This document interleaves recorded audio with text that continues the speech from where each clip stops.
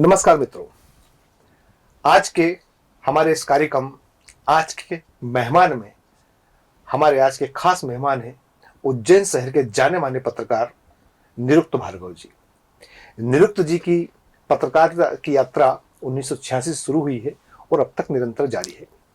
वे विभिन्न समाचार पत्रों के साथ साथ इलेक्ट्रॉनिक मीडिया के कई चैनलों में भी अपनी सेवाएं दे चुके हैं। तो आज हम उनसे बात करेंगे पत्रकारिता पर, वर्तमान राजनीतिक परिदृश्य पर और इस शहर के विकास में पत्रकारों की भूमिका क्या हो, और इसी के साथ साथ देश के निर्माण और समाज के निर्माण में पत्रकारों की भूमिका अब बदलने लगी है, उसके बदलते स्वरूप को लेकर हम उनसे सवालों के जवाब चाहेंगे। तो नमस्कार निरुक्त जी। जय श्री महाकाल। आपका स्वागत है अभी न्यूज के इस खास कार्यक्रम धन्यवाद आज के मेहमान में। तो सबसे पहले निरुक्त जी, हम आपके बारे में जानना चाहेंगे, पत्रकारिता में आपका आगमन कैसे हुआ और कब से आप पत्रकारिता के क्षेत्र में हैं? मैं जब स्कूल में था, लोकमान्य तिलक स्कूल में, तभी से मुझे लिखने का, डिबेट वगैरह करने का एक शौक लग गया था। जी। तो उस दौरान मैं पत्र संपादक लिखा करता था अखबारों में, खासकर नई दुनिया में मेरे पत्र संपादक छपते थे। जी। और नई दुनिया में उस समय पत्र संपादक जब छपते थे तो लोग पहचानने लगे थे, स्कूल में भी और अड़ोस पड़ोस में भी। तो एक चस्का सा लग गया पत्रकारिता का उस समय। तो जब कॉलेज की लाइफ में आए तो वहाँ वो गतिविधियाँ बढ़ गई, निबंध प्रतियोगिताओं में भाग लेना, और लेख लिखना, डिबेट करना, और अलग अलग प्रकार की ये जो बौद्धिक इस प्रकार की जो गतिविधियाँ होती हैं, कॉम्पिटिशन्स होती हैं, उसमें मेरी लगातार सहभागिता बढ़ती गई। और जब मैं यूनिवर्सिटी में पढ़ने के लिए आया, तब तो मैं पूर्ण रूप से पत्रकार हो चुका था और डिबेट करने के लिए जाता था। भोपाल में गया, असेंबली में, दिल्ली में गया कई बार, कई प्रकार की डिबेट्स मैंने की हुई हैं। तो मेरा एक तरीके से पत्रकारिता एक हॉबी रही, जिसको मैंने एक प्रोफेशन के रूप में बाद में अपनाया। आज की जो हालात हैं, वर्तमान हालात में जब पत्रकारिता पर और पत्रकारों पर बड़ी उंगलियां उठती हैं, अलग अलग नाम दिए जाते हैं, कभी कोई गोदी मीडिया कहता है, कभी कोई अलग नाम देता है, तो ये जो पत्रकारिता का, आप मानते हैं कि पत्रकारिता अपने शरण के दौर में है? ये बहुत गंभीर और ऐसा सवाल है कि जिसका जवाब देना एकदम आसान नहीं है।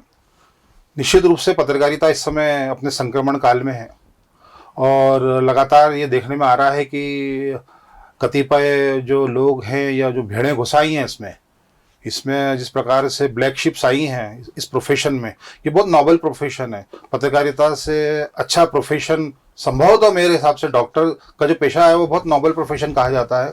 लेकिन मेरा ऐसा अनुभव रहा और व्यावसायिक जो मेरा अनुभव रहा उसमें उसको देखकर मैं कह सकता हूँ कि पत्रकारिता का जो पेशा है वो सबसे पवित्र पेशा है।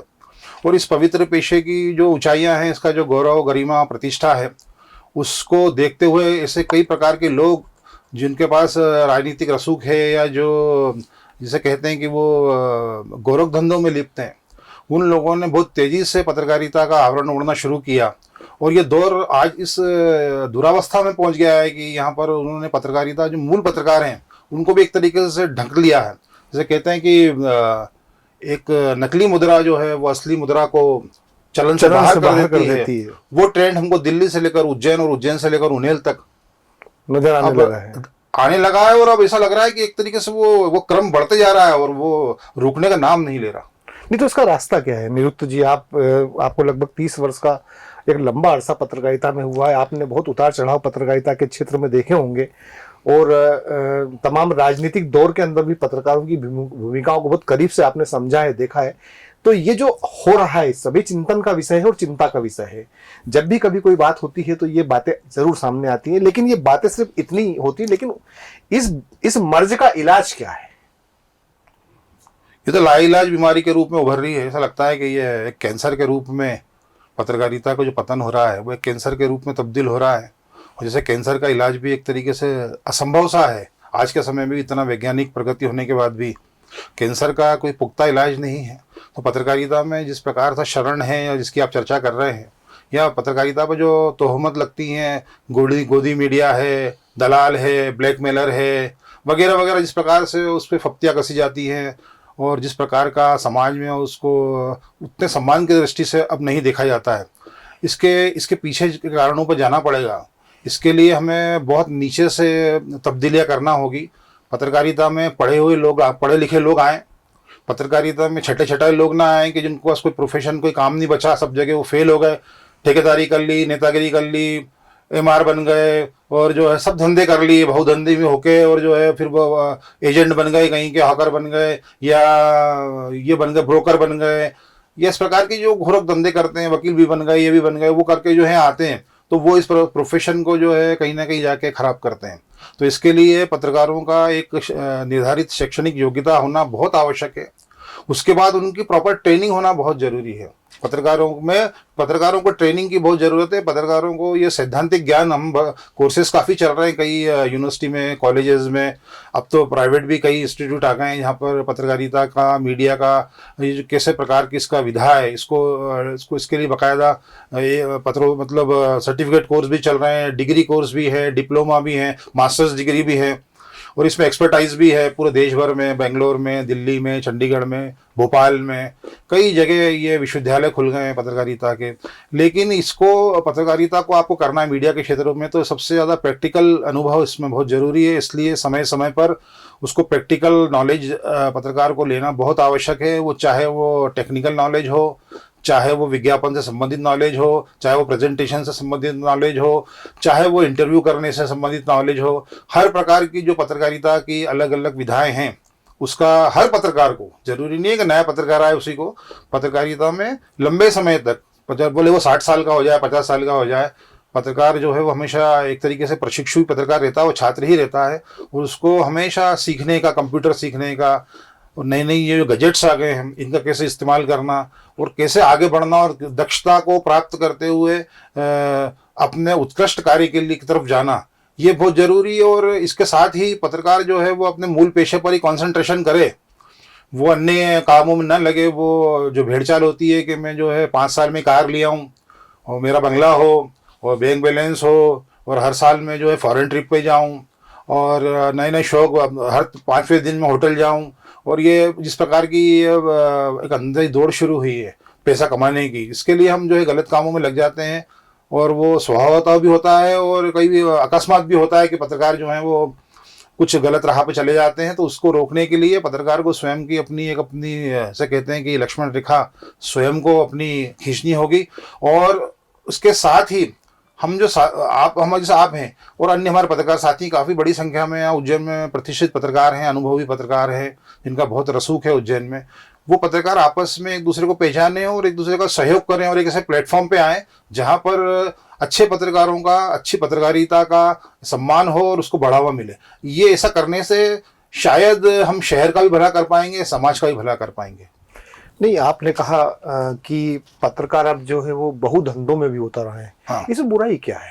अगर मान लो कोई पत्रकार है, अगर वो एक छोटा सा होटल खोल लेता है, पत्रकारिता में कितना अर्थ आता है ये आप और हमसे बेहतर कोई समझ नहीं सकता।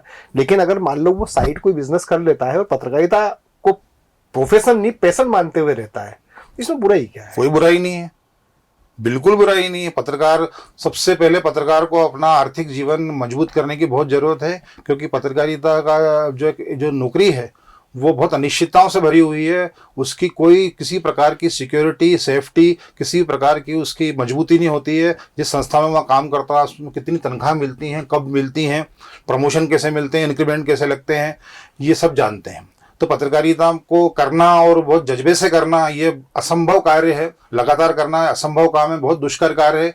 ये जो मिशन वाला आप बात कर रहे हैं, ये मिशन को रखते हुए पत्रकारिता करना बहुत अच्छी बात है। और इसके लिए एक पत्रकार को सबसे पहले अपना आर्थिक पक्ष मजबूत करना चाहिए। आर्थिक पक्ष को मजबूत करने के लिए उसको सहायक रूप में अन्य कार्य भी करना चाहिए। वो चाहे अपना पब्लिकेशन निकाले, चाहे वो किसी भी अन्य प्रोफेशन में LIC में जाके या कुछ करे। मैं जो अब बात कर रहा था, मैं उनसे आपको बात कर रहा था कि सट्टे वाले, जुए वाले, नेता, वकील, आदतन अपराधी, और जो है शराब वाले, और बिल्डर, होटलर्स, ये जो करते हैं, जो मालूम है मेरे शहर के, वो जो पत्रकारिता में आते हैं, मैं उनके तरफ आपका इशारा कर रहा हूँ। मैं मूल पत्रकार, हर पत्रकार चाहेगा कि उसके परिवार में अच्छा उसका जो है लालन पालन हो, उनका परिवार अच्छे से चले, घर में शांति हो। घर में शांति चाहिए तो आर्थिक स्थिति बहुत मजबूत चाहिए। बच्चे बच्ची हैं तो उनको पढ़ाओगे कहाँ? वो अच्छे स्कूलों में पढ़ें, और तरक्की करें, फॉरेन में जाके पढ़ाई करें और अच्छी एक लाइफ जिए, वो तो हर व्यक्ति चाहता है, उसमें कोई गलत अच्छा निरुक्त, ये बताइए कि अभी अब हम लोग सूचना क्रांति के युग में जी रहे हैं इस समय। हाँ। मैं समझता हूँ सबसे ज्यादा इस समय बड़ा आसान सा हो गया है, सूचनाओं के आदान प्रदान, इंटरनेट की दुनिया है और तमाम तरह की सारी चीजें 4G 5G पे हम लोग जा रहे हैं धीरे धीरे। इसके फायदे और नुकसान क्या हुए सूचना क्रांति के इस दौर में? सूचनाओं का जो दौर है उसमें जो मूल सूचनाएं या खबरें हैं वो तो कहीं पीछे रह जाती हैं। अब तो मैनिपुलेटेड सूचनाएं चलती है या मैनिपुलेटेड वीडियोस चलते हैं, तो इसका पत्रकारिता को कितना नुकसान हो रहा है इसके अंदर? या आपके और हमारे जैसे पत्रकार या बहुत सारे जो जर्नलिस्ट हैं वो इसके फायदे के साथ साथ आप जरा हमका इसके नुकसान की तरफ भी जरा इंगित करें इसको लेकर। इसका नुकसान सिर्फ इतना ही है कि ये अपुष्ट होते हैं और अविश्वसनीय होते हैं और इसका कोई चैलेंज नहीं किया जा सकता, इसलिए इनको देखना तो आवश्यक है और जितना काम की चीज़ है उसको लेकर मनन करना और उसको अपना इस्तेमाल करना अपने अपने कार्य क्षेत्र में, वहाँ तक तो ये ठीक है, लेकिन इस पर डिपेंड हो जाना और इसी को सत्य मान लेना ये बड़ा घातक है।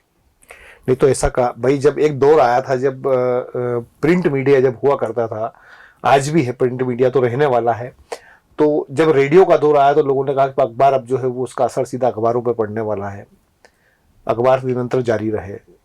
फिर टेलीविजन का दौर आया, फिर भी यही कहा जाता था कि अब टेलीविजन का दौर आ गया, अब अखबार नहीं पढ़े जाएंगे, अखबार बंद हो जाएंगे।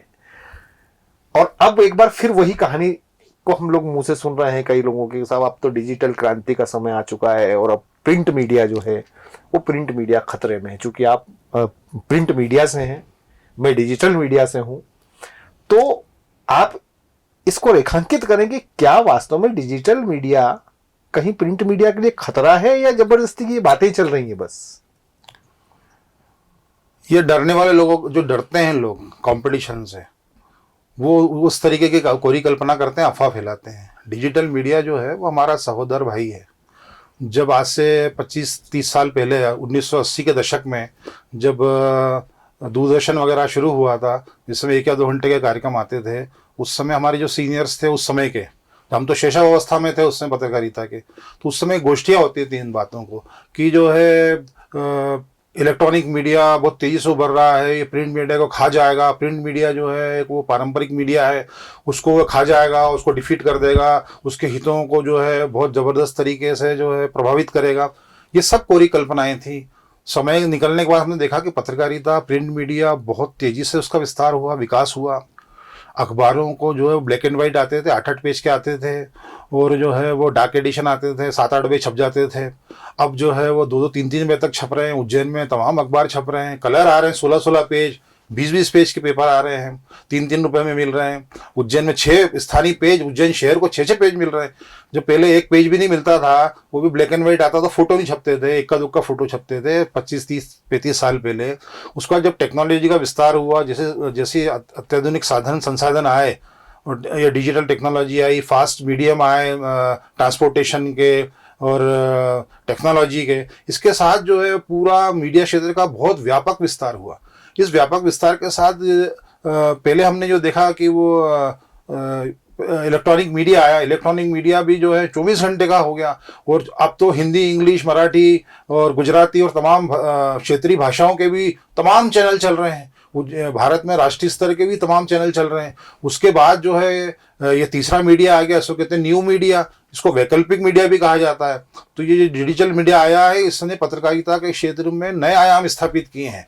और इसके आने के बाद जो पत्रकारिता में जो ट्रेडिशनल पत्रकारिता कर रहे थे लोग, उनको नई टेक्नोलॉजी से जुड़ने के बाद नए चैलेंजेस को अडॉप्ट करने के साथ साथ विकास के और आगे बढ़ने के बहुत अवसर खुले हैं। और हमारे जो पत्रकार साथी हैं वो ही लोग पहले इलेक्ट्रॉनिक मीडिया में गए और सफल हैं। आप जानते हैं कि भारत के मध्य प्रदेश के उज्जैन में जो इलेक्ट्रॉनिक मीडिया के पत्रकार हैं वो प्रिंट मीडिया से ही गए।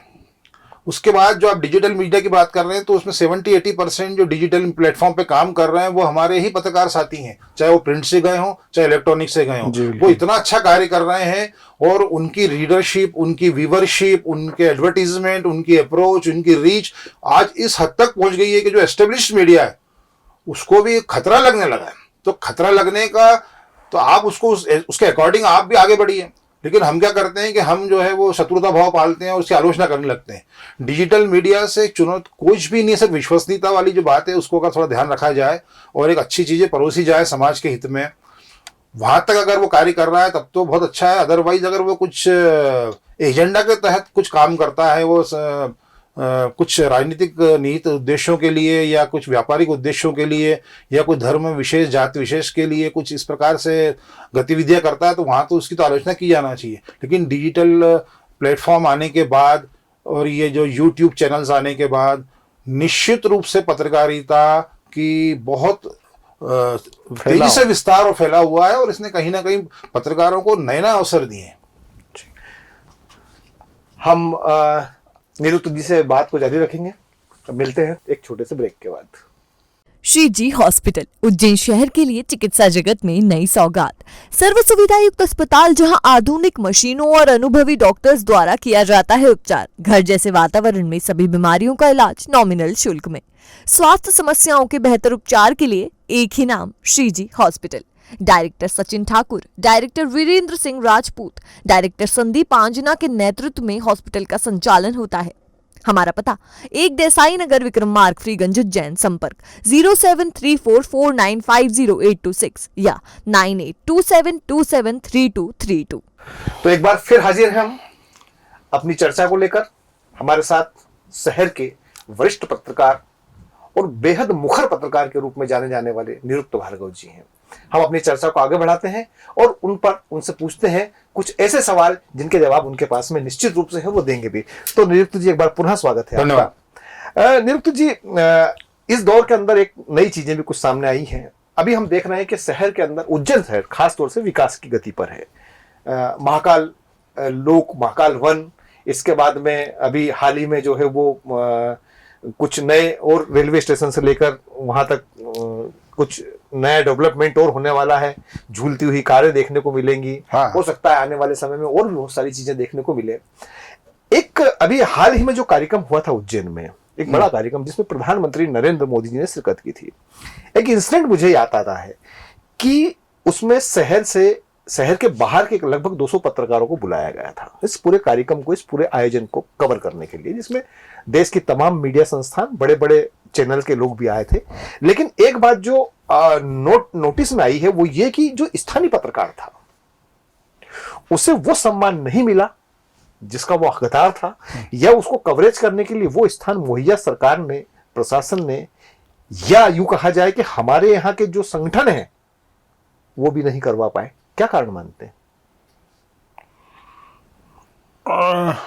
जो महाकाल लोक का लोकार्पण की आप चर्चा कर रहे हैं, फेज 1 की जी, 11 अक्टूबर को प्रधानमंत्री जी आए थे और काफ़ी हल्ला मचाया था। सरकार ने उसका श्रेय लेने का, राजनीतिक श्रेय लेने का बहुत ढिंडोरा पीटा पूरे देश में। करोड़ों रुपए खर्च करके उसकी ब्रांडिंग की गई। अच्छी बात है, वो सरकार का अपने निर्णय होते हैं, लेकिन पूरा काम तो मीडिया के थ्रू ही किया गया और सबसे महत्वपूर्ण भूमिका उज्जैन के पत्रकारों की थी।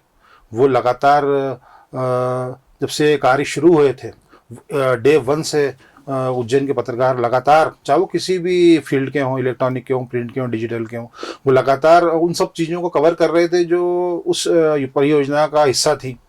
और जब अवसर आया कि आज सम्मान की बारी आई या उनको महत्व देने की बारी आई, तो हुआ वही जो पूर्व में होता आया कि उनको उपेक्षित कर दिया गया और इवन उनको बैठने की और प्रमुख स्थान पर बैठने की भी इजाज़त नहीं दी गई।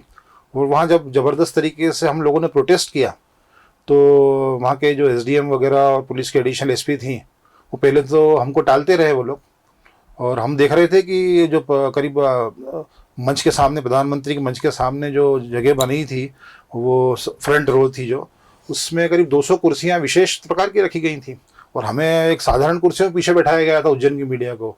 और बार बार ये कहा जा रहा था, हमारे साथ बदतमीजियाँ की जा रही थी कि आप नहीं जा सकते वहाँ पर, आपका नहीं है, आप तो यहीं बैठिए। तो फिर हम लोगों ने ज़बरदस्त वहाँ प्रोटेस्ट किया और उसके बाद प्रशासन को हमारी बात मानना पड़ी और उन्होंने सभी उज्जैन के साथियों को, चाहे वो फोटोग्राफर हो, चाहे कैमरामैन हो, चाहे रिपोर्टर हो या सीनियर्स हो, उन सबको उन्होंने सम्मानपूर्वक फिर एसडीएम मैडम जो हैं वो वहाँ तक वहाँ ले गई और पत्रकारों ने फिर बहुत अच्छे तरीके से कवर किया। और बाहर के जो पत्रकार आए थे वो भी हमारे साथी थे वो भी कवरेज के लिए आए थे या लाए गए थे, तो उनने कोई आपत्ति नहीं करी और वो भी हमारे साथ बैठे, क्योंकि वो हमारे साथी हैं, सब पूर्व परिचित लोग थे हमारे वो, और बहुत अच्छे से फिर हम लोगों ने कवरेज किया। अभय जी, आपको ये ध्यान होगा कि उससे पहले मई लास्ट में देश के राष्ट्रपति जी भी आए थे। उस समय भी पत्रकारों को और मीडिया को रोक दिया गया था, कैमरा नहीं ले जाने दिए गए, और ये सिर्फ 7-8 लोगों को परमिट किया, और उसमें भी फिर राजनीति हुई कि 4 आप दे दो, 4 आप दे दो। महाकालेश्वर मंदिर में श्रावण उत्सव होता है, नागपंचमी होती है, और जो तमाम महत्वपूर्ण शिवरात्रि होती है, तमाम महत्वपूर्ण ये जैसे ये महाकाल लोक का उद्घाटन था उस समय, और ये जो विशेष अवसर होते हैं, नगर निगम के चुनाव, पंचायत के चुनाव, अभी उज्जैन नगर निगम में सभापति का चुनाव हुआ, तो वहाँ ये देखने में आया कि वो जो मीडिया का काम देख रहे थे, प्रेस का काम देख रहे थे, वो लोगों ने कोई लिस्ट बना रखी थी और वो पुलिस बैठा रखी थी बाहर। वहाँ जाते तो वो नाम बोलते, मैंने निरुक भार्गव हूँ, तो बोले आपका तो लिस्ट में नाम ही नहीं है। मैंने क्यों नहीं है? बोले आप फला संस्था में नहीं हो, इस संस्था से आपका नाम नहीं आया। बोले दूसरी चेक करते हैं, बोले इसमें भी नहीं है। तो मैंने कहा मैं तो फ्री प्रेस का पत्रकार हूँ, मैं तो कवरेज करने आया हूँ। बोले नहीं, आपको पत्रकार नहीं मानते हम, आप जो है पत्रकार नहीं हो। और वो बाद में तो कलेक्टर और एसपी वगैरह आए पीछे, तो पत्रकारों को उन्होंने फिर डांटा उनको कि यार ये सबसे वरिष्ठ पत्रकार हैं, इनको ये तो मेन मुख्य धारा के पत्रकार हैं। तो मुख्य धारा के पत्रकार साथ तो ये हो गया कि उसको ना बैठने की जगह मिल रही है, ना अंदर जाने की जगह मिल रही है, ना मान मिल रहा है, ना सम्मान मिल रहा है। और जो है वही बात, अंततः बात वही है, तो 500,000 लोगों की भीड़ कर ली, वो लोग कर लेते हैं। इसके लिए जिम्मेदार कौन है? इसके लिए जिम्मेदार पूरा तंत्र है। इसके लिए जिम्मेदार पूरा तंत्र है, इसमें हम भी हैं। हम इसलिए कि हम अधिकार संपन्न नहीं हैं।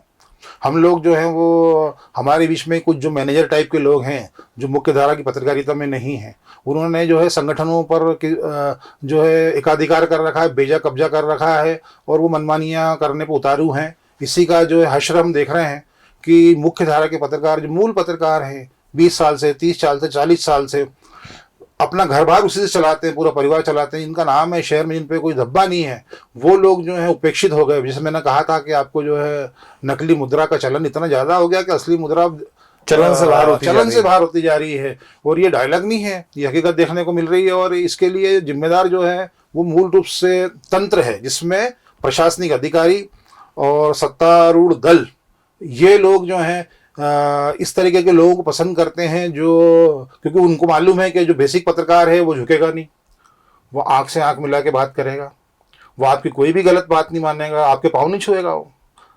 और जो उस टाइप का पत्रकार होगा वो क्या करेगा कि वो तुरंत उनकी दलाली करने लगते हैं, उनके इन्फॉर्मर बन जाते हैं, अधिकारियों के, नेताओं के खबर देते हैं तो भाई साहब उनने यहाँ करा और ये हो रहा है और वो हो रहा है। और इस तरीके से जो है वो पत्रकारों का जो मान सम्मान है, उनकी जो प्रतिष्ठा है, उसको ठेस कौन पहुंचा रहा है? वो आप और हम ही पहुंचा रहे हैं। तो इसको हमको पहचानना पड़ेगा। और निश्चित रूप से प्रशासन भी जो है, हमने देखा है पूर्व में भी जो पत्रकारों की लड़ाइयाँ हुई हैं, पत्रकारों के संघर्ष हुए हैं, तो स्थानीय प्रशासन भले वो किस भी लेवल का, इवन मुख्यमंत्री जी भी जो थे एक समय में, वो पत्रकारों के खिलाफ बहुत ज़्यादा सख्त हो गए थे, लेकिन जब पत्रकार एकजुट हुए तो उनको फिर माफ़ी मांगना पड़ी थी। एक समय ऐसा भी आया है कि हमारे वरिष्ठ पत्रकारों का सम्मान था उज्जैन में, और उस समय के मुख्यमंत्री जी जो हैं 5-10 मिनट लेट हो गए थे उस कार्यक्रम में आने से, तो पत्रकार चले गए, बाइकआउट हो गया था उसका, बाइकआउट कर दिया पत्रकारों ने कहा हम मुख्यमंत्री का इंतजार थोड़ी करेंगे सम्मान करवाने के। बिल्कुल बिल्कुल। हमारे जो सीनियर पत्रकार थे, जिनसे हमने पत्रकारिता सीखी और जिनको हम आज भी याद करते हैं, ऐसे पत्रकार जो हैं वो बहुत नाराज होते थे जब हम अधिकारियों का सम्मान करते थे या उनको हार पहनाते थे। अब तो अधिकारियों का सम्मान हो रहे हैं, जिस दिन लोकायुक्त प्रकरण दर्ज करता है उसी दिन सम्मान होता है। तो ये अजीब से हम ट्रेंड डाल रहे हैं, अधिकारी खुश होते हैं, पत्रकार सम्मान कर रहे हैं, नेता खुश होते हैं, पत्रकार, नेताओं से सवाल करना चाहिए, अधिकारियों से सवाल जवाब करना चाहिए जनता से जुड़े हुए हितों का। हम वो ना करते हुए हम उनकी भटेती करने लगते हैं, हम उनको जो है आंखों में चढ़ना चाहते हैं। ऐसा करने के तुरंत 2 घंटे बाद उनके हम चेंबर में जाते हैं, घर जाते हैं और अपना फेवर मांगते हैं। वो फेवर क्या मांगते हैं आप जानते हैं कि फेवर क्या मांगा जाता है? तो इस प्रकार की पत्रकारिता को हम देख रहे हैं फलते फूलते हुए, और इसने निश्चित रूप से जो है एक अच्छी पत्रकारिता, स्वस्थ पत्रकारिता, मुख्य धारा की पत्रकारिता को पर कुठाराघात किया है। तो इसमें ये जो कुछ आपने कहा कि दलाली करते हैं या इन्फॉर्मर हो जाते हैं, इनको पत्रकार मानते हैं आप? ये पत्रकार हैं? नहीं, मूल पत्रकार तो यही है, इन्हीं के पास अधिमान्यता है। अच्छा, इन्हीं के पास कार है, इन्हीं के पास मकान है, इन्हीं के पास दुकान है, यही सम्मानित है, हर जगह कार्यक्रमों में बैठते हैं जाके। भाई मुख्य पत्रकार होगा, उसके पास तो समय ही नहीं है, वो तो अपने अखबार का अपनी न्यूज देखेगा, विज्ञापन देखेगा, संचालन कैसे करना अखबार का, उसमें समय निकल जाता है पूरा। 24 घंटे कम पड़ते हैं, 365 दिन कब निकल जाते हैं, 35 साल कब निकल गए मालूम ही नहीं पड़ा, कुछ नहीं मालूम कि अपना घर कहाँ है, मकान कहाँ है, दुकान कहाँ है। अच्छे पत्रकारों की स्थिति पूरे उज्जैन में नहीं, पूरे देश में यही है कि वो आज भी मुख्य धारा की पत्रकारिता कर रहे हैं। लेकिन ये कहते हैं कि ब्लैक शिप आ गई हैं, या जो कहते हैं कि भांड पत्रकार आ गए हैं, या जो भी ये मैनेजर टाइप के पत्रकार आ गए हैं, ये इन लोगों ने जो है इतनी स्थिति खराब कर दी है कि अब तो पत्रकार अपने आप को बताना ही बहुत मुश्किल है। गाड़ी पर पत्रकार लिखना बहुत मुश्किल है, घर के आगे प्रेस लिखना मुश्किल है, पत्रकार हूँ मेरा घर के आगे लिखना।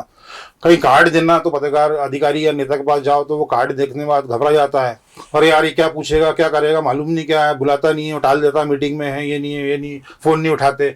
ये क्यों स्थिति आ रही है? ये स्थिति इसलिए आ रही है कि हमने जो है पत्रकार, उनको मालूम है सामने वालों को प्रभावी पक्ष जिसका अधिकार है कि यार ये हमसे जो है उल्टा सीधा पलटा काम कराएगा, फेवर लेगा, तो उसके लिए वो कितनी बार फेवर देगा आपको। वो इलीगल फेवर भी चाहते हैं लोग, तो अधिकारी अपने कोई कलम तो तोड़वाएगा नहीं, वो उनके भी अपना स्थान और वो है, सब चीजें उन पर भी निगाहें रहती हैं और सब तरह की एजेंसियां काम करती हैं, तो घबराते हैं वो। तो कहीं ना कहीं ये जो एक अच्छाइयों का बढ़ाने का समय था समाज के लिए, समाज को जागरूक करने का, एक अच्छा जनमत बनाने का, विकास की पत्रकारिता करने का, बड़े बड़े कामों को उछालने का। उज्जैन में मेडिकल कॉलेज है कि मांग उज्जैन में कब से की जा रही है, 1960 से चल रही है बराबर, और आज दिनांक तक भी आप जानते हैं कि बातें ही बातें हैं।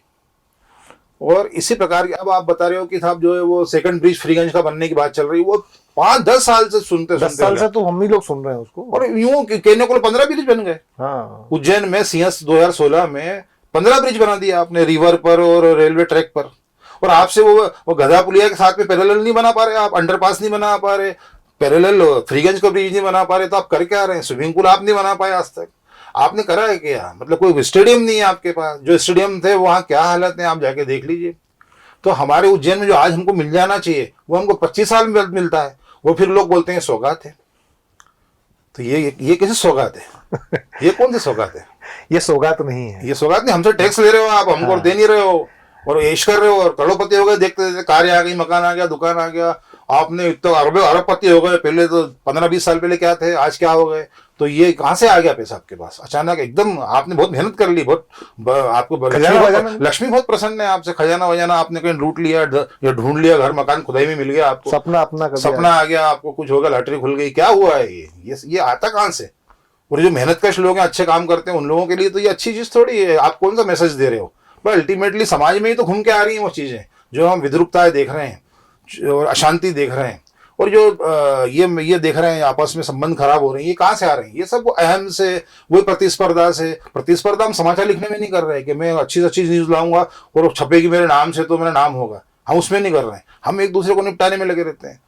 वो अच्छे लोगों को उनको बोलते नहीं ये तो ऐसा ही है, शौकिया है, ये तो फर्जी है, फलाना है, ठिकाना है। और जो बाकी उस टाइप के लोग, उन्होंने कहा नहीं ये बहुत अच्छे हैं, बहुत लोकप्रिय हैं, बहुत बढ़िया भाई साहब है, तो वो भाई साहब है सब, तो बाकी जो है सब फर्जी है। तो ये जो ट्रेंड हम सेट कर रहे हैं, ये अल्टीमेटली आएगा तो भाई हम पे, बिल्कुल हम जो थूक रहे हैं ऊपर थोड़ी जा रहा है, वो हम पे आ रहा है। निरुक्ति, हम लोग उज्जैन से हैं, और उज्जैन का हमारी जो प्राण वायु है या जो है वो महाकाल को कहा जाता है। महाकाल अगर नहीं तो कुछ भी नहीं है जी। इन दिनों ये देखा जा रहा है कि महाकाल को वर्तमान प्रशासनिक व्यवस्था ने प्रयोगशाला बना के छोड़ दिया है। हाँ। इतनी विकृतियां आ गई हैं, महाकाल आम आदमी से दूर होते चले जाना है। हाँ। पहले एक जमाना था कि हम महाकाल मंदिर में जाते थे और बड़ी आसानी से उनको जाके जल अर्पण करके आ जाते थे, उनको हाथ लगा के आए थे, छू के आ जाते थे, उनको बिलपत्र डाल के आ जाया करते थे। अब हम ये देखते हैं कि वहां तक पहुंचना तो बिल्कुल एक वीआईपी कैटेगरी के आदमी का काम हो गया, या तो आपकी जेब में 1500 रुपए होने चाहिए। तो ये जो वर्तमान समय में जो महाकाल के साथ में, जो महाकाल मंदिर के साथ में, या ये कहा जाए कि इतने बड़े देवालय के साथ में, इतने बड़े ज्योतिर्लिंग के साथ में जो किया जा रहा है, एक पत्रकार के रूप में आपका नजरिया क्या है? वो समय रहते हुए हम देख रहे हैं कि जो अब चीजें उभर के आई हैं, वो तो एक तरीके से महाकालेश्वर मंदिर मतलब वो तो कमर्शियल वेंचर है, और सरकार का कमर्शियल वेंचर है जिसमें प्रशासनिक अधिकारी अपना कब्जा करते हैं और राजनीतिक दल अपने प्रतिनिधि बैठाते हैं और अपने तरीके से वो उन सब चीज़ों का संचालन करते हैं। वो उनका लक्ष्य जनता के सहज सरल सुलभ दर्शन हो, भगवान जी का स्पर्श कर सकें, जल चढ़ा सकें, इस तरह की व्यवस्था बनाने की बजाय वो उस तरीके की व्यवस्था बना रहे हैं जिसमें जो भक्त है, जो जब विश्व कहीं किसी कोने से आ रहा है, उसको आप एक झलक भर भी देख नहीं पाता है और उसको धक्के मार के बाहर निकाल दिया जाता है। और हम बात ये कर रहे हैं कि 1000 करोड़ का हमने प्रोजेक्ट लाए हैं और यहाँ पर पेड़ लगेगा और यहाँ लाइटिंग होगी और यहाँ जो है डांस होगा, ऑर्केस्ट्रा होगी, संगीत आएगा और जो है ऐसा होगा वैसा होगा, और सपने दिखाने का काम करते हैं। और सपने दिखाने के नाम पर जो वारे न्यारे हो रहे हैं वो आप अच्छे से जानते हैं। महाकालेश्वर जो परियोजना चल रही है विकास और विस्तार की, जिसमें महाकाल लोक का नाम दिया गया है या महालोक का नाम दिया जा रहा है, ये निश्चित ही महाकालेश्वर मंदिर के में दर्शनार्थियों की संख्या में इजाफा कर रहा है जी। निश्चित ही transport line, hotelling line, restaurants और जो है हमारे गाइड्स हैं और हमारे जो भी फल फूल वाले हैं, प्रसाद वाले हैं, ये जो इससे संबंधित धार्मिक पर्यटन से संबंधित जो भी इंडस्ट्रीज हैं, जो भी धंधे और व्यवसाय हैं, उनको निश्चित रूप से काफ़ी अभी शुरू के 1-1.5 महीने में हमने ये अनुभव किया है कि काफ़ी उसमें उनको बढ़ोतरी हुई है, उनके धन के कमाई में और आवक में। और कहीं ना कहीं एक महाकालेश्वर उस क्षेत्र में एक नई दुनिया बस गई है, एक नया महाकाल, एक दुनिया नई बस गई, एक नया उज्जैन वहाँ एक बस गया है। लेकिन इसके पीछे की जो कहानियाँ हैं, जिन लोगों को हटाया गया है वहाँ से, चाहे वो दुकानदार हो, मकान वाले हों, या बहुत समय से किराएदार वहाँ रह रहे थे, उनके क्या हालात हैं, उनके क्या दुख हैं, और जो कई सालों से वहाँ लोग रह रहे थे उनको वहाँ से हटाया गया है, वो कंपनसेशन भी नहीं मिला है, कई जगह कुछ वो नहीं है। और वो कुल मिलाकर जो है शहर के लोग जो प्रतिदिन वहाँ जाते थे उनको जाने में बहुत तकलीफ हो रही है। उनकी पार्किंग की सुविधा, उनको किस गेट से जाना है, किस गेट से निकलना है, ये अभी तक कोई स्पष्ट नहीं है। जो बाहर जब महाकाल लोग भी जो बनाया है, वहाँ की पार्किंग की सुविधा, वहाँ पर जो है स्नानगार वगैरह और जो इस प्रकार की भी जो बेसिक कम्युनिटीज़ होती हैं, वो लोगों को मिल नहीं पा रही हैं। लोग शिकायत करते हैं और वो जो गुणवत्ता को लेकर भी प्रश्न चिन्ह उठ रहे हैं। लोकायुक्त अपनी जांच कर रही है। एनजीटी में ऑलरेडी ये मामला है कि एक सरोवर है, सप्त सागर है, वो सरोवर है, वो हाँ, पुरानो सागर है, वो पुराणों में जो उल्लेखित है वो सब सरोवर, उसको लेकर एनजीटी रिव्यू कर रहा है। Supreme court, archaeological survey of India, geological survey of India, वो लगातार उस सब चीजों को मॉनिटर कर रहा है, सब चीजों को, कि शरण तो नहीं हो रहा है शिवलिंग जी का। उस प्रकार की सब चीजें चल रही हैं। लेकिन वहां पर जो भक्त जाते हैं वो उनकी संख्या में बहुत इजाफा हो रहा है। और अभय जी ये कहने में कोई गुरेज नहीं करना चाहिए कि उज्जैन में जो स्पंदन आप देख रहे हैं जी जीवन का, जी, चाहे वो कमर्शियल हो चाहे आर्थिक हो, वो कहीं ना कहीं बाबा महाकाल के कृपा से ही हो रहा है। बिल्कुल बिल्कुल बिल्कुल, इसमें कोई दो राय नहीं है कि जो भी स्पंदन है या जो भी प्राण वायु है वो महाकाल की वजह से ही है। एक अंतिम सवाल पर मैं आता हूं और मैं चाहूंगा कि उसका जवाब मैं भी उसका जानना चाहता हूं और जनता भी जानना चाहेगी कि उज्जैन के अंदर पत्रकारों पर लेकर बहुत सारी बात हो रही है, उनके तमाम उनकी अच्छाई और बुराई पर बात हो रही है। शहर में अभी पत्रकारों के 2 संगठन हैं। ये दोनों संगठन अपने अपने लेवल पर पत्रकारों के हक में कितना काम कर रहे हैं और कितना नहीं कर पा रहे हैं और इनको क्या करना चाहिए, इन तमाम पूरक प्रश्नों के जवाब मुझे आपसे चाहिए। और मैं जानता हूं कि निरुक्त भार्गव एक ऐसे पत्रकार हैं जो बिल्कुल निर्भीक होकर इसके जवाब दे सकते हैं। ये जो 2 प्रेस संगठन की आप बात कर रहे हैं जी, इनकी स्थापना में मेरा भी कोई ना कोई योगदान रहा। मैं दोनों जो तरणताल में संस्था संचालित है, सोसाइटी फॉर प्रेस क्लब जी, इसके 25 जो फाउंडर मेंबर है उसमें मैं भी एक फाउंडर मेंबर हूँ। जी, और जब इसका गठन किया गया था तो तत्कालिक परिस्थितियाँ कुछ इस प्रकार से थी कि पत्रकारों को जेल भेजा जा रहा था और उन पे तमाम उत्पीड़न अत्याचार किए जा रहे थे, पुलिसिया मुकदमे जारी हो रहे थे, हमले हो रहे थे और जो है पत्रकार छिन्न भिन्न हो गए थे। और इस प्रकार से देखने में आया था कि वो दौर था, वही जो गंदीवाड़े का एक दौर आया था उस समय, एक दौर था वो। तो उस दौरान सब पत्रकार सीनियर्स ने, सब लोगों ने इसकी पहल की थी और उनका विचार था कि सभी संगठन जो उस समय कभी 5-7 संगठन थे अलग अलग प्रमुख रूप से जो कार्यरत थे, उनको मर्ज करके एक नई संस्था खड़ी की जाए, उसका रजिस्ट्रेशन कराया जाए। वो काफ़ी विचार विमर्श करने के बाद ये जो सोसाइटी फॉर प्रेस क्लब है इसका गठन हुआ जी। लेकिन उसमें कमी ये रह गई कि जो क्लॉज डालने थे, क्योंकि वो प्रयोग था शुरू में, बहुत ज़्यादा ध्यान दे नहीं पाए, कुछ कमियां भी रहीं, कुछ ऐसे प्रसंग भी हैं जिनका मैं उल्लेख करना नहीं चाहूँगा। ठीक है। लेकिन मुख्य रूप से जो कमी थी वो ये थी हमारी उसमें कि हमने अध्यक्ष का और पदाधिकारियों का कार्यकाल निर्धारित नहीं किया। उनको ताउम्र बने रहने का और कब्जा करने का एक तरीके से हमने हथियार दे दिया और मेंबरशिप को लेकर जो हमने नियम कायदे बनाए थे, हमारे जो बायलॉज थे, उसमें जो कमियां थी और जो वो कुछ खामियां थी, उसका भी बेजा फायदा उठाते हुए लोगों ने जो है वहां पर इस तरीके से हरकत की कि जो मुख्य धारा के पत्रकार हैं, सीनियर पत्रकार हैं, वो धीरे धीरे घर बैठा दिए जाएं और वो इस प्रकार के लोग जो हैं वो वहाँ मतदाताओं को पत्रकारों के बजाय मतदाताओं को पैदा करने की एक संस्था बन गई, जहां पर जो, अब मैं इससे ज्यादा बोलना नहीं चाहूंगा क्योंकि अगर वहां पर पेशेवर पत्रकार होते, पूर्णकालिक पत्रकार होते, तो ये स्थिति नहीं होती, वो संभाल लेते।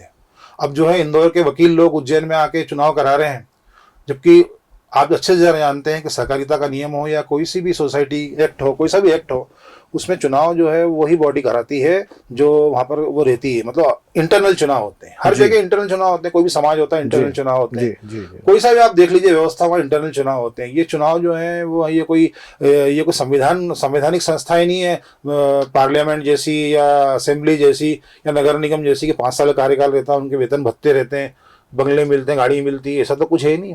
ये तो जो है एक प्रोफेशनल लोगों की एक संस्था है, हित चिंतन के लिए आपस में बैठे हैं और अच्छे से बात कर रहे हैं और अपने अपने संस्थाओं में हम काम करते हैं। आप अपनी संस्था में बैठे हैं, मैं अपनी संस्था में बैठा हूँ। वो एक संस्था इसलिए बनाई गई थी कि सब लोग जो है मिलजुल कर बैठे और पत्रकारिता के परिवार को जोड़ के और एक अच्छा वातावरण बनाए, उस लिहाज से वो गठन किया गया था। लेकिन हुआ ये कि वहाँ वर्चस्व की लड़ाई शुरू हो गई, अहम की लड़ाई शुरू हो गई, पद की लड़ाई शुरू हो गई, पैसे की लड़ाई शुरू हो गई, प्रतिष्ठा की लड़ाई शुरू हो गई। उसके बाद जब देखने में आया अच्छे पत्रकार हारने लगे, क्योंकि वो मतदाता नहीं थे उनके पास, क्योंकि वो खिला पिला नहीं सकते थे, गिफ्ट नहीं दे सकते थे, शराब नहीं पिला सकते थे, मुर्गे नहीं खिला सकते थे, मोबाइल नहीं दे सकते थे, साइकिल नहीं दे सकते थे, उनके बेजा मांग पूरी नहीं कर सकते थे।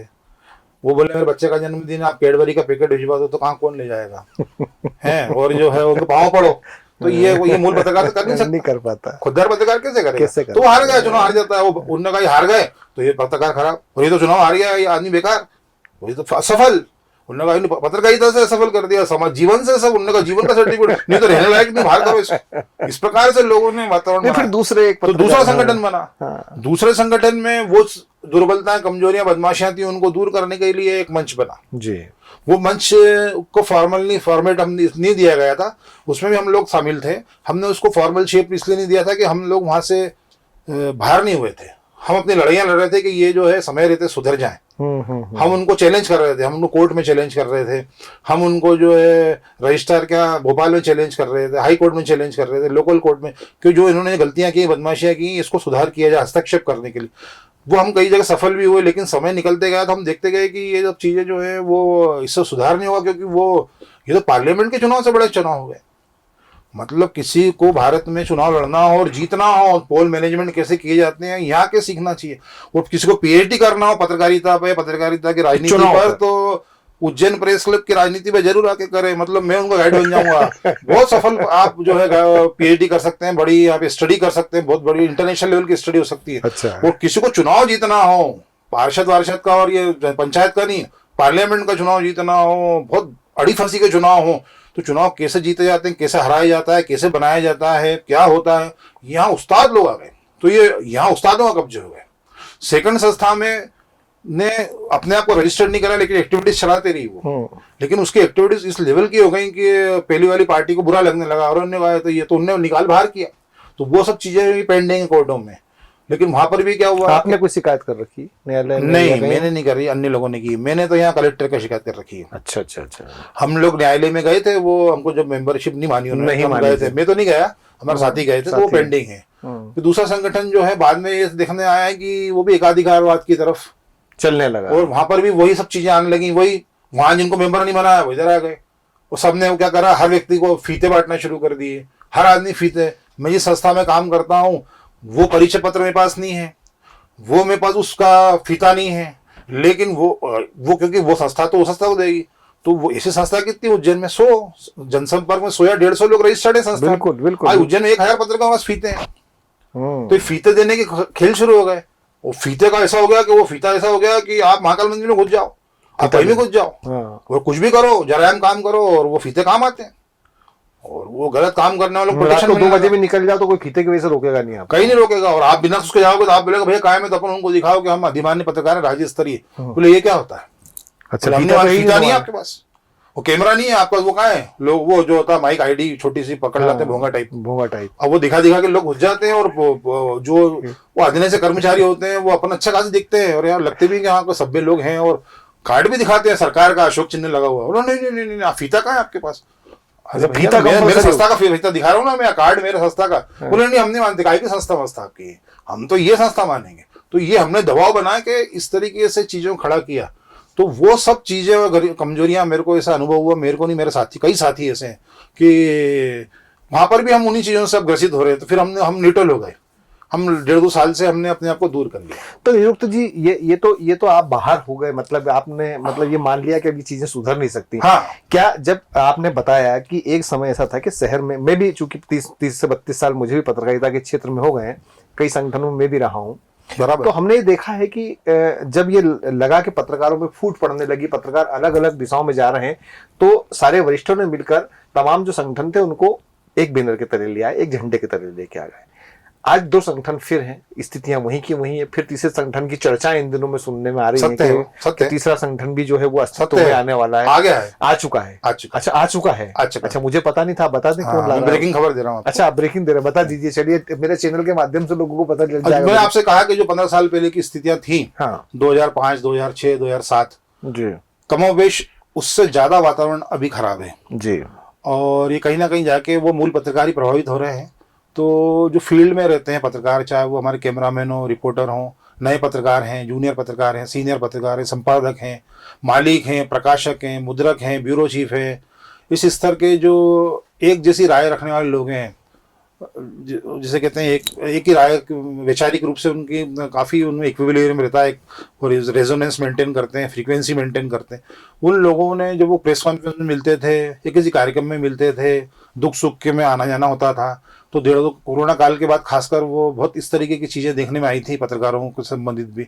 उसके बाद जब लगातार मिलते थे, पिछले 1-1.5 साल से 2 साल से 6 महीने से लगातार मिलते हैं पत्रकार साथी, फील्ड में जो रहते हैं, बैठक भी करते हैं, मिलते भी। तो उन्होंने ये कहा कि यार हमको अब इस तरीके का फॉर्मेट लाना पड़ेगा जो अभी तक जो प्रयोग हुए हैं 2 बार, उनसे कुछ हटके हो, थोड़ा मतलब इसमें बंदिशें हो।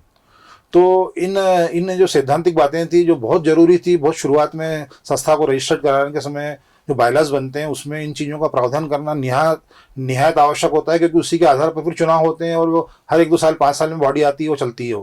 तो उन सब चीज़ों को ध्यान रखते हुए, सुधार करते हुए एक तीसरा संगठन खड़ा होने की बिल्कुल अब स्थिति में है।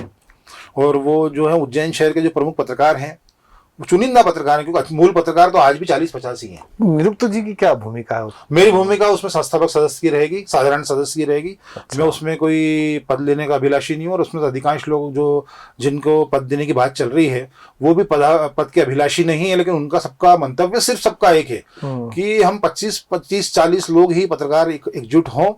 वो जो है ये चुनाव का और वर्चस्व का और मेंबर बनाना, मतदाता लाना, और ये फिर गंदगी साफ करने आए, मतलब आप शुद्धिकरण हो जाए, पत्रकारिता का, पत्रकारों का हो जाए, और वो एक अच्छे कार्यों के लिए एकजुट हो और एक दूसरे का भला कर सकें। मेरे को कोई तकलीफ है किसी भी प्रकार की, चाहे कोर्ट से संबंधित हो, पुलिस से संबंधित हो, राजनीतिक में जो कुछ फेवर लेना हो, प्रशासन से फेवर लेना हो, या किसी को मकान दुकान से संबंधित या एजुकेशन में प्रॉब्लम हो, या मतलब कोई दुख सुख के संबंध होते हैं, वो सारे आप जानते हैं कि जो आम आदमी के सरोकार हैं वही पत्रकार के सरोकार हैं।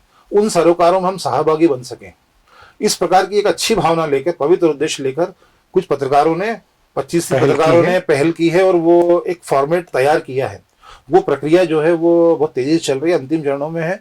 और 16 नवंबर जो नेशनल प्रेस डे, भारतीय पत्रकारिता दिवस, उसको उन्होंने अपना फाउंडेशन डे घोषित किया है। और उन्होंने ये निर्णय भी लिया है कि उनका जो कार्यकाल रहेगा वो 1 जनवरी से 31 दिसंबर तक रहेगा। अच्छा, मतलब कार्यकाल 1 साल का रहेगा। जो भी बॉडी आएगी वो 1 साल के लिए आएगी। उस बॉडी को 1 साल का एक्सटेंशन मिल सकता है अधिकतम, लेकिन 2 साल के बाद वो बॉडी नहीं आएगी। चलिए, हमारी शुभकामनाएं आपके साथ हैं कि आप अच्छा काम करें जी। और एक पत्रकार के रूप में हम आपको जानते हैं कि आप जिम्मेदार पत्रकार हैं। पूरी टीम का स्वागत है। तमाम मुद्दों को लेकर आपने बहुत साफ गोई के साथ बात की।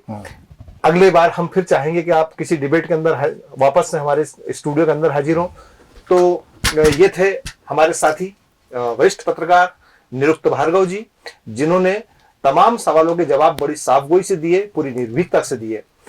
अगली बार हम फिर किसी नए मेहमान के साथ हाजिर होंगे। तब तक के लिए मुझे आज्ञा दीजिए। जय श्री महाकाल। जय श्री महाकाल। धन्यवाद।